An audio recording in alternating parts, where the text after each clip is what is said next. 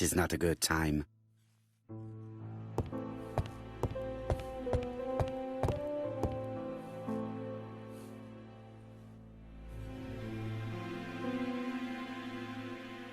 Poor Mr. Poirot. Not so good at this little criminal.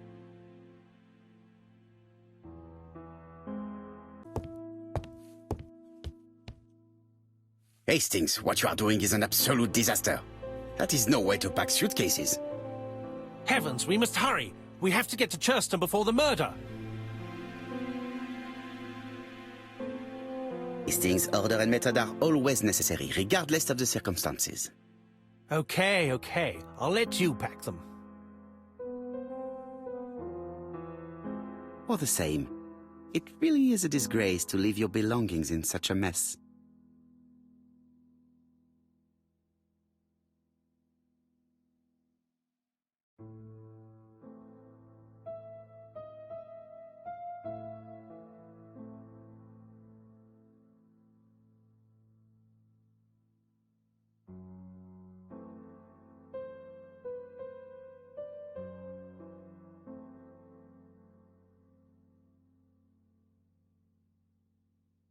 Voila! It only took a minute. Poirot, you were right. I've just consulted the ABC guide. There's no hurry. The next train doesn't leave till 11:45. You see, there is no need to hurry. We will not be in Churston until tomorrow morning, after the murder. But why has the murderer warned us so late? It's not what he usually does. Did he do it on purpose? Very good question, Hastings. We should also compare the letter we have just received with the other two, although I have very little doubt about what we will find.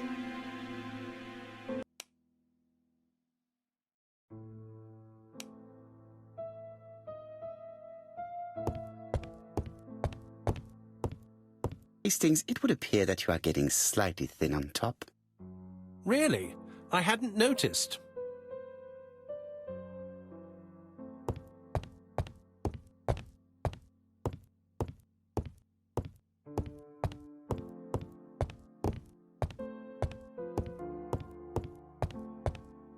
I lock my revolver in this drawer.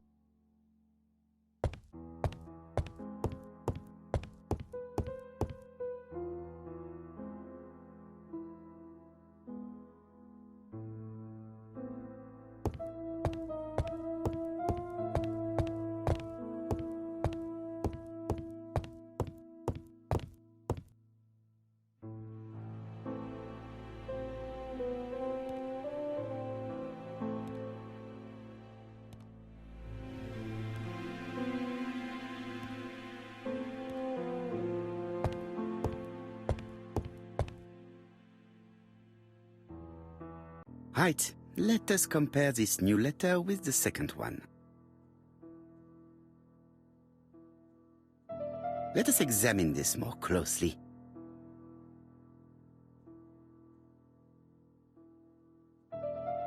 Certain characters in the two letters may have similar defects. Yes, this I is weird. I don't see anything in particular. Let us look at another word. The W is not printed properly. Yes, the I characters in the two letters do indeed have the same defects. I have to find some other similar defects to confirm my theory.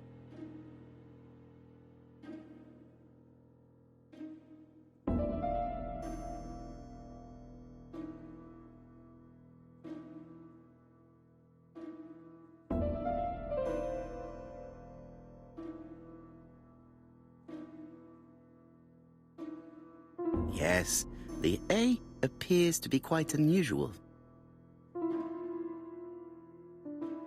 That's right.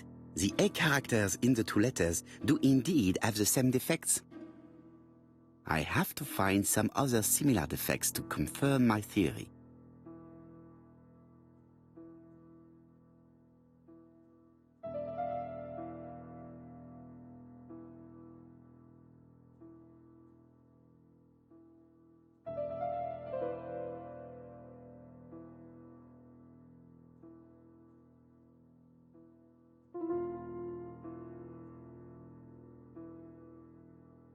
The W is not printed properly. Of course, the W characters in the two letters do indeed have the same defects. My theory was right. These two letters were written with the same typewriter. Let us now try and get our brain cells to work.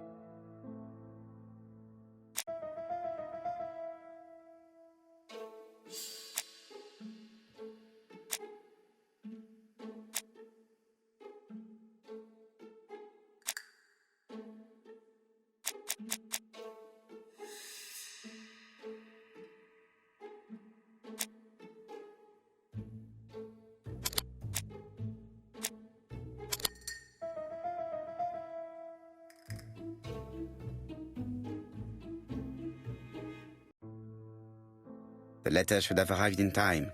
The postmark shows that it was sent 3 days ago. However, our man made a mistake in the address, which explains the delay.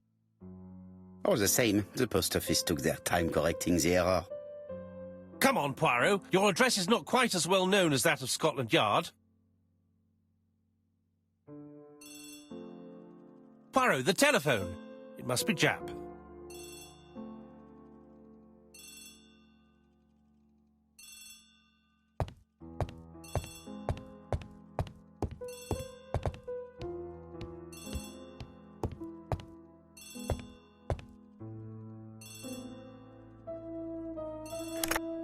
I have some news from Churchton. Bad news, I'm afraid.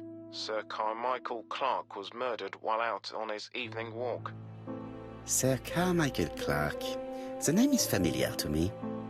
He was a famous throat specialist, one of the best in London. A wealthy man, he retired to Combside, a beautiful house by the sea. He collected antiques. Are you going there? Yes, let's meet on the train.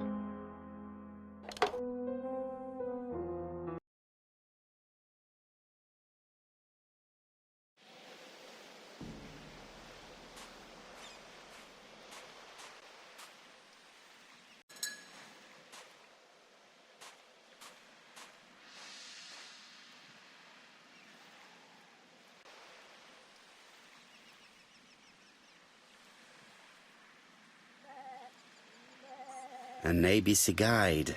The murderer's customary signature, covered in blood this time.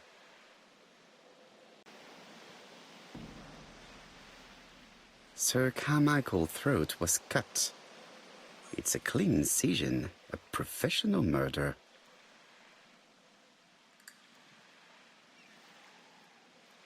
Apart from the wound to the throat, the body is untouched. No cuts, no bruises.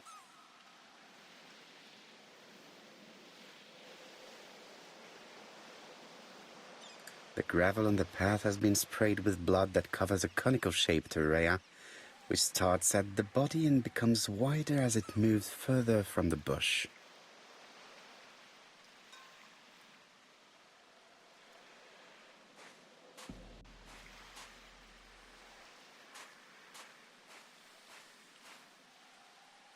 Jap has emptied the victim's pockets and has laid out their contents on this piece of wax cloth.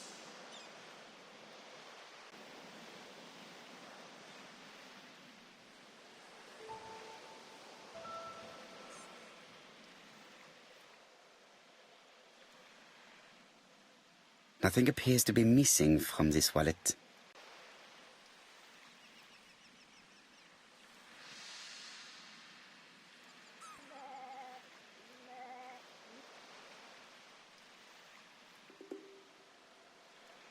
An oriental dragon.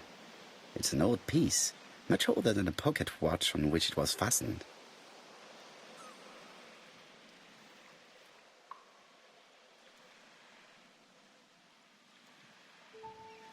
It is pointless.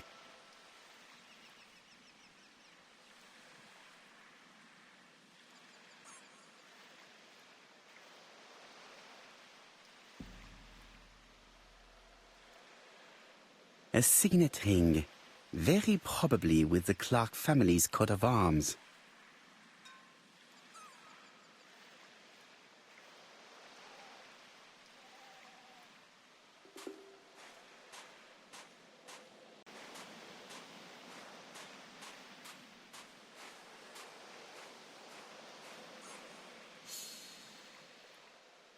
This place is very calming.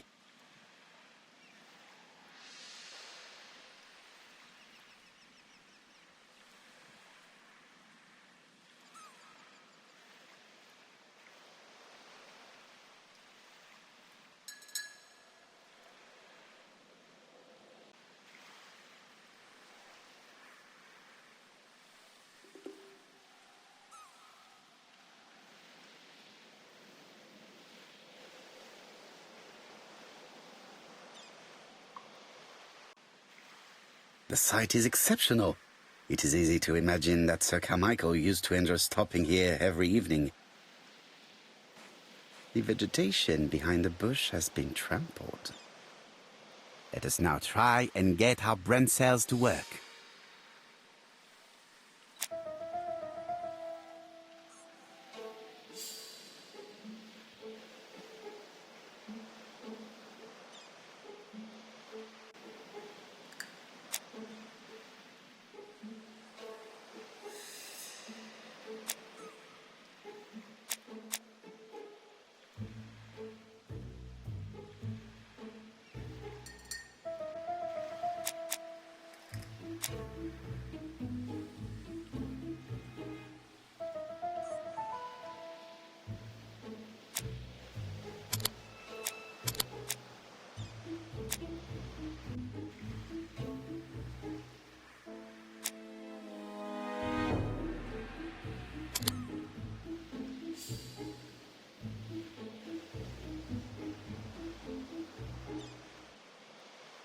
Sir Carmichael had his back to the bush when the killer cut the throat from behind.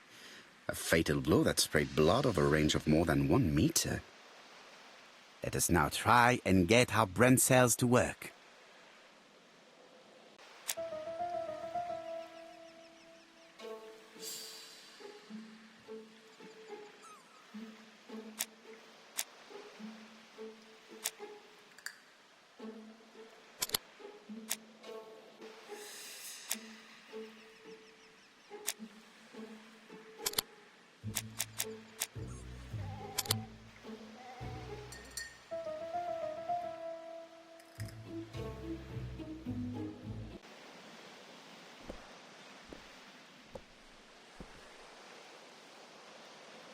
Have you finished, Poirot? Chief Inspector, many questions remain unanswered, but I am certain of one thing.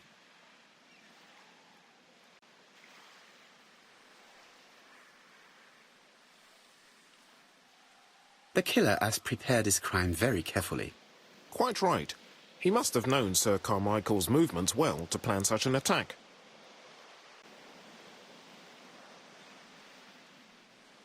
The murderer struck with terrible savagery. Yes, blood flowed. It's the first time he's attacked a man. He armed himself accordingly. Have you spoken to the victim's family, Chief Inspector? I've spoken to the brother, Franklin Clark. I didn't get much out of him. He's yours. I must get the body removed.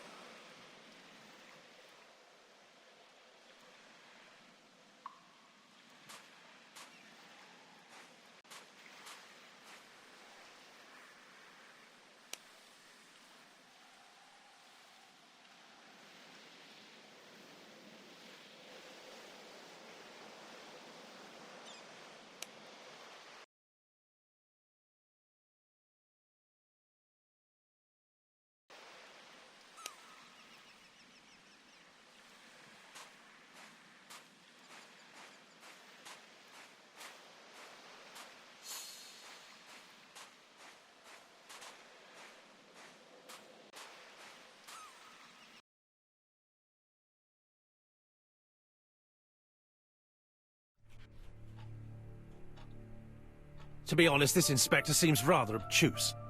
I'm counting on your friend Poirot to catch my brother's murderer. Ah, here he is now. Please, Mr. Poirot. Mr. Poirot, this is my brother's secretary, Miss Thora Gray. Pleased to meet you, Mr. Poirot. Would you like some tea? No, thank you, mademoiselle. I find it hard to digest.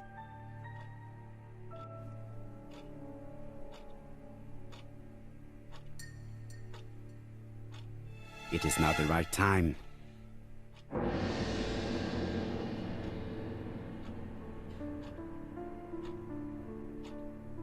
There is something very viril about him.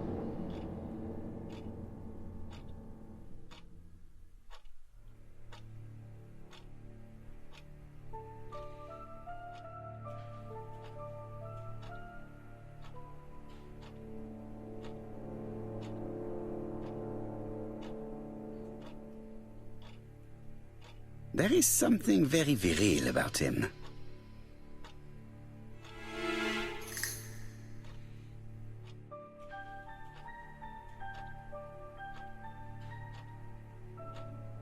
Franklin Clark is an adventurer, the sort of man that women like.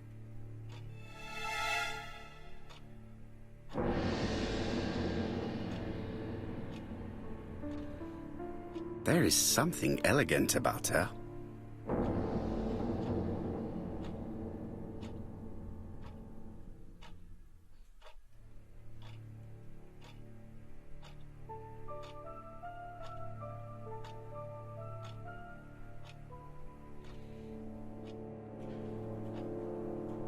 She has good taste, except perhaps in her choice of jewelry. Please excuse me, I have to take care of Lady Clark.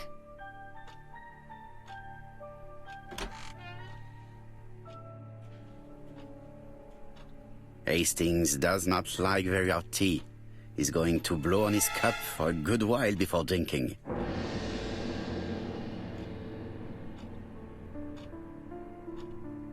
It is not the right time.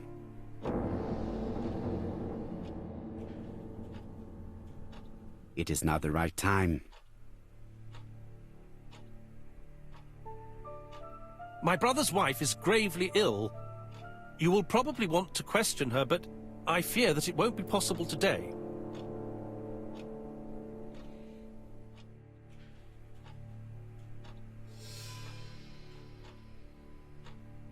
Of course, I understand. Someone set a trap for your brother. Who was familiar with his habits?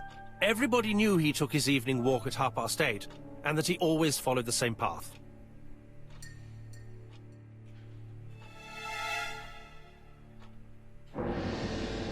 And did people of the village know Sir Carmichael's habits? I don't know. It's possible. What were you doing last night? After dinner, I went to my bedroom. At 11 in the evening, the telephone rang. It was the police. I went to look for my brother.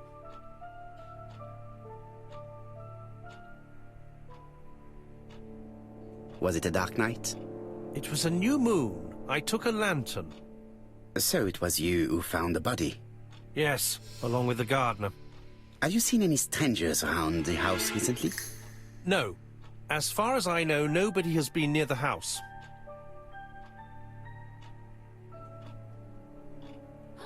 Miss Clark. Oh, Lady Clark must have fallen from her chair. I have to help Miss Grey get her up.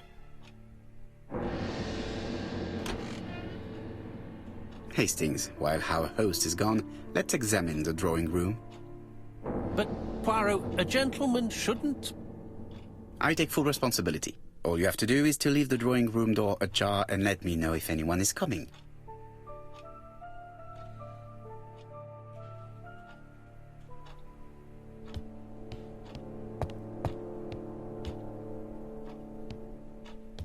Sir Carmichael's collection could rival that of a major museum.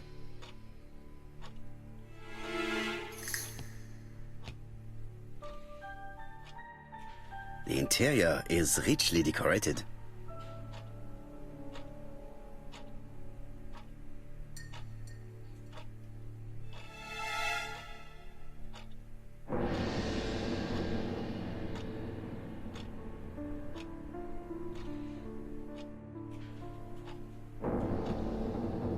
Dragon, dragon, dragon.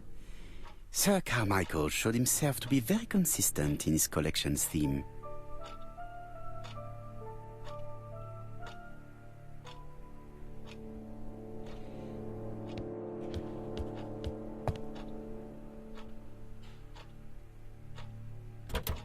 It's locked.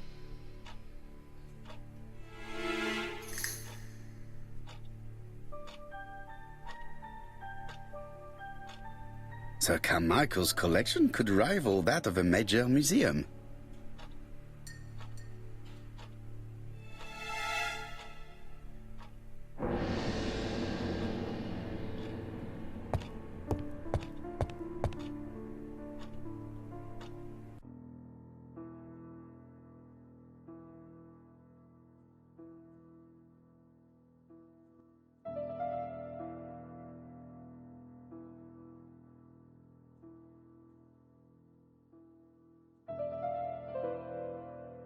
The cardinal points. This book could maybe help me.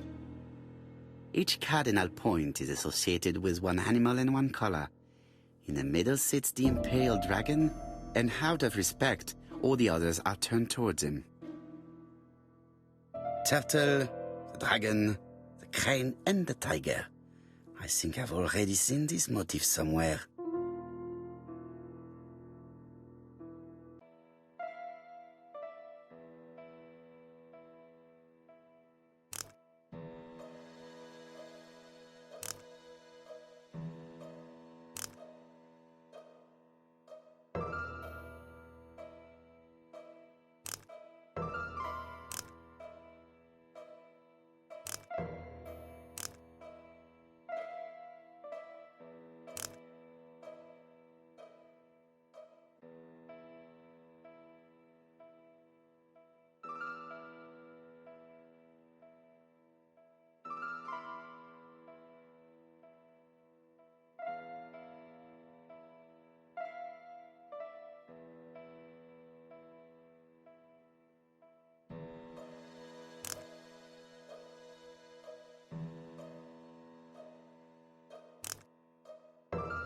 The cardinal points. This book could maybe help me.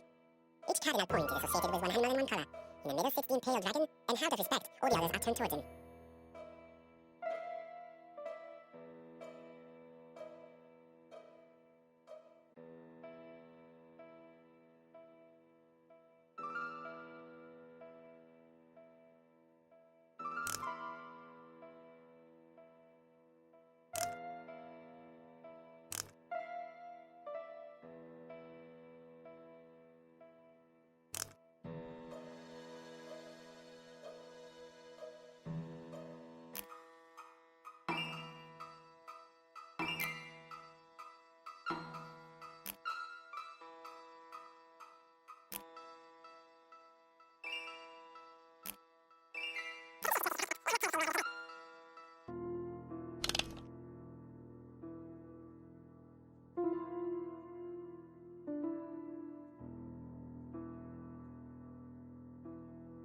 I think I heard a bang.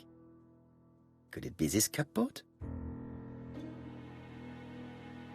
This is interesting.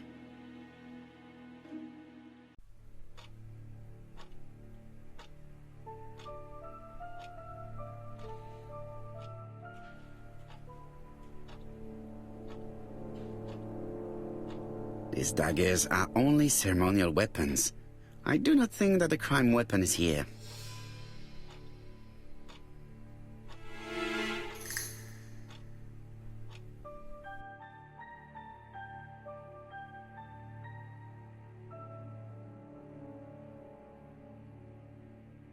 Ernest Logan, MD, Brighton Cancer Institute, 201 Dusk Road, Brighton, Sussex. To Sir Carmichael Clark, MD, Comside Churstone, Devon. Brighton, 1935, January the 5th. As a man of science, I owe it to you to be completely frank. Lady Clark, your wife is suffering from a generalized terminal cancer. I confess I didn't suspect anything like that during the first exams. But with the test results I have received today, there is unfortunately no place for doubt. I estimate that Lady Clark's life expectancy is no more than 1 year. Hospitalization would not help in her case, so I advise you to keep her at home and provide her with as much morphine as required to ease her last moments.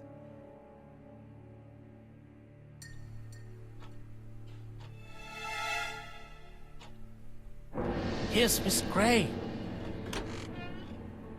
Sorry to keep you waiting. Lady Clark's condition requires regular care.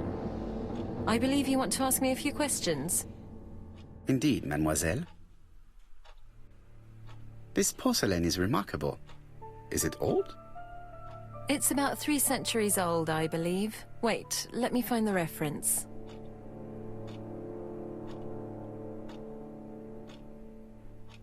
It is not the right time. Just a minute, please, Mr. Poirot.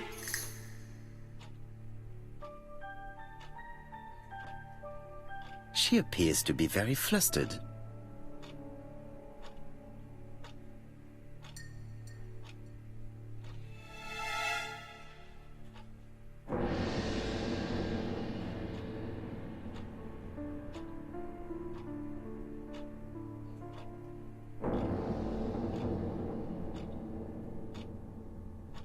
Just a minute, please, Mr. Poirot.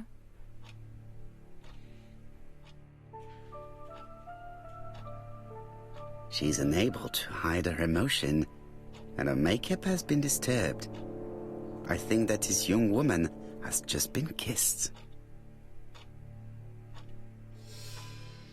Here? Teapot with black dragon, Gangshi period, end of the 17th century. It is a rare piece with unusual colours. You have a good knowledge of art history. Acquired while working with Sir Carmichael. I used to help him manage his collection and choose his new acquisitions.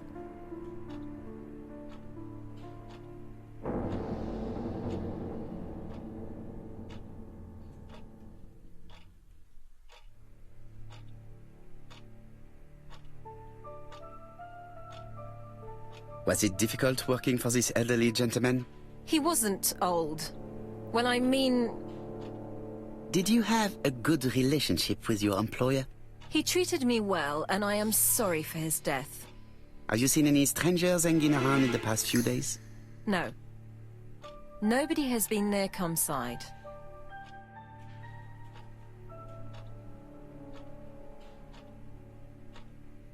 Tell me what happened last night.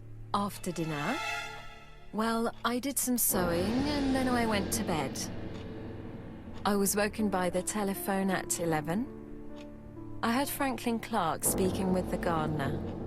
They left with some lanterns, and they found the body.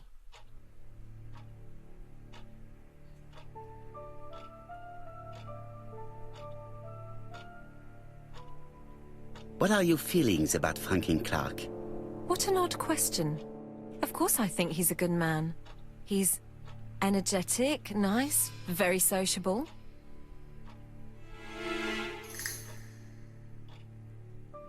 Miss Gray, if I may be so bold, please do not take offence. My friend has rather unusual methods, but all he wants is to find the murderer. Yes, I understand. I must rest. Please excuse me. Earlier, you asked me to watch the living room door for you. I don't wish to be indiscreet, but sometimes a gentleman stumbles upon a secret without intending to. That is sometimes the case. And I saw Franklin Clark kissing Miss Gray at the foot of the stairs. Do you think this is a common occurrence? No, I saw emotion, intensity. I think it was their first kiss. Well done, mon ami. Well spotted. However, I don't think I completely understand this business. Why did Sir Carmichael not defend himself? He appeared to have been active and strong. The murderer did not give him a chance. Let us try and reconstruct the scene.